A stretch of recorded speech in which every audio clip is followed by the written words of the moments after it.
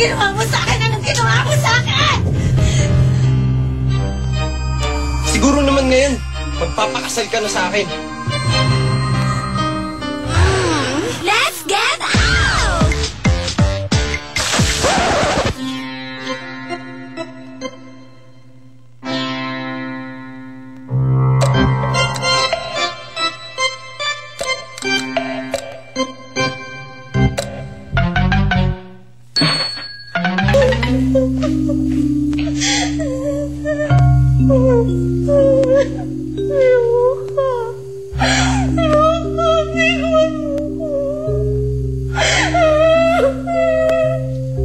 Naiintindihan mo din ako. Pero sa ngayon, kailangan mo sunod ang gusto ko. At ang gusto ko, makasal tayo. Sige. Pumapayag na ako magpakasal sa'yo. Talaga? Pumapayag ka na magpakasal sa akin? Labag man sa loob ko, pero anong magagawa ko? Dito na to. Tama ka. Pinapangako ko sa'yo. Hindi ka magsisisi, Rochelle. Bukas sa bukas din, papatawag ko na si Judge para ituloy ng kasal natin.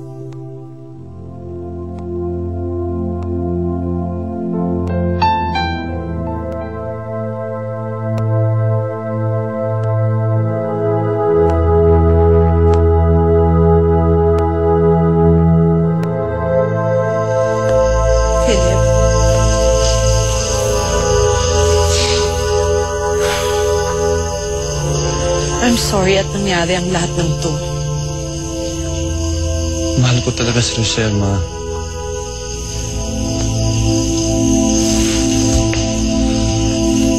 I was gonna propose to her. At ibibigay ko sa kanya yung singsing na to. I really want to marry her, Ma. And to be with me for the rest of my life. Anak, but you're not destined for each other.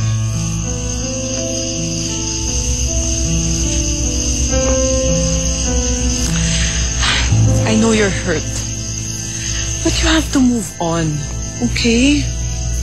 You're still alive. There's so many things ahead of you na kailangan mo harapin. Anak, kalimutan mo na si Rochelle, okay? Kung nasan man siya, I know that she's happy. And I'm sure she wants you to be the same. So, kalimutan mo na siya, anak.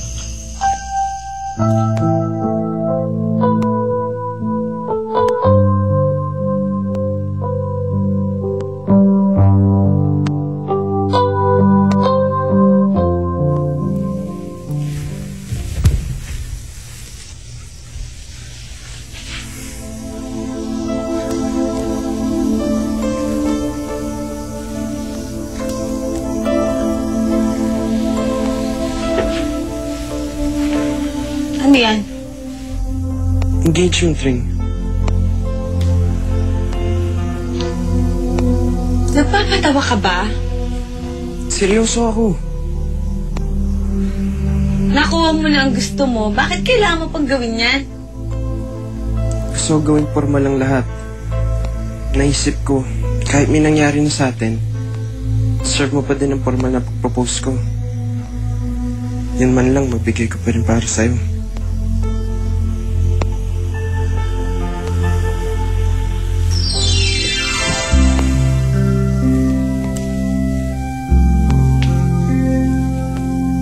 Rochelle, will you marry me?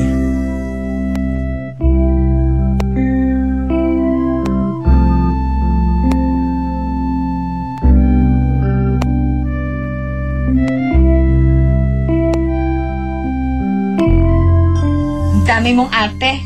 Suot mo na. Total, sanay ka naman ako yung gusto mo.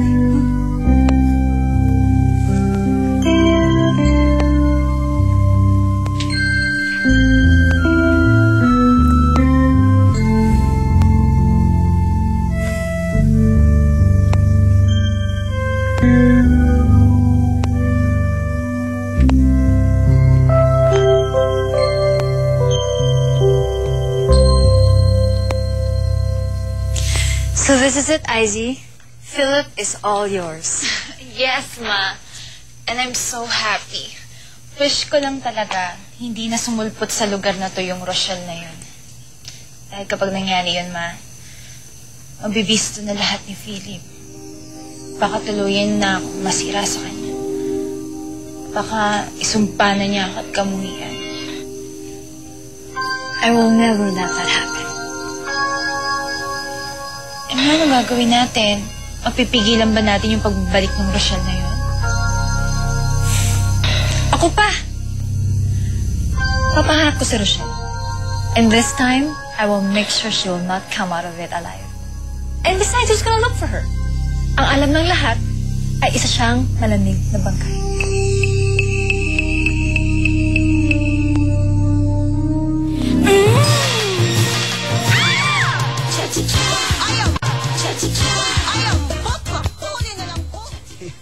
Yan, ganyan! Ipakita niyo na may pakinabang kayo! Ikaw naman, huwag mo nang paglaruan. Ibig sa marami kang masisibak eh.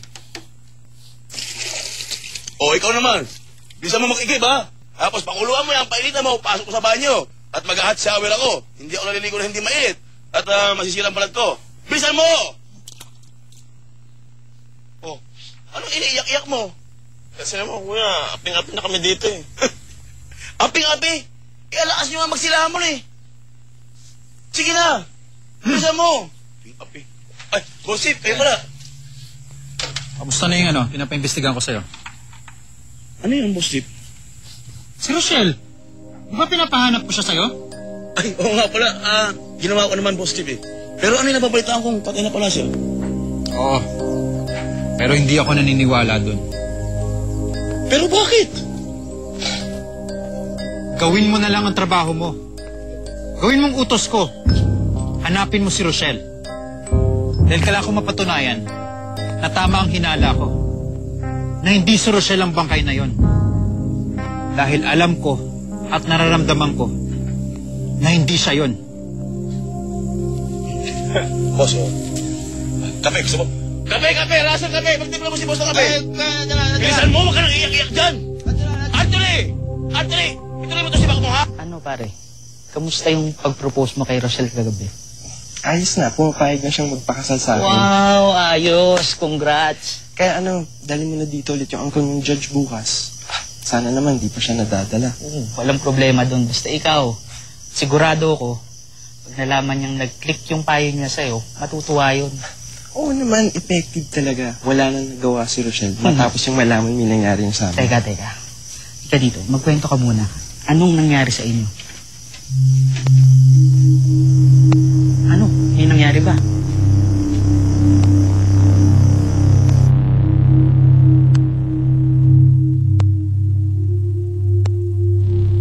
Maaaring napapayag mo kung magpakasal sa'yo, Charles. Pero hindi ko hahayaang angking mo ako nalubusan. Dahil gagawin kong impyerno ang buhay mo. Gagantihan kita sa ginawa mong pagsira sa buhay ko. Gagantihan kita. Isinusumpa ko.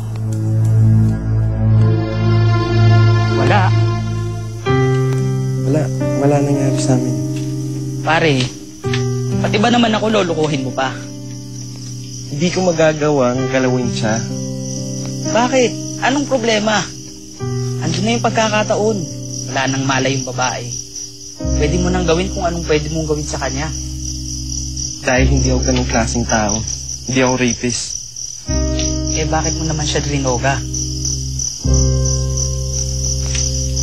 Dahil gusto kong palabasin na may nangyari sa amin.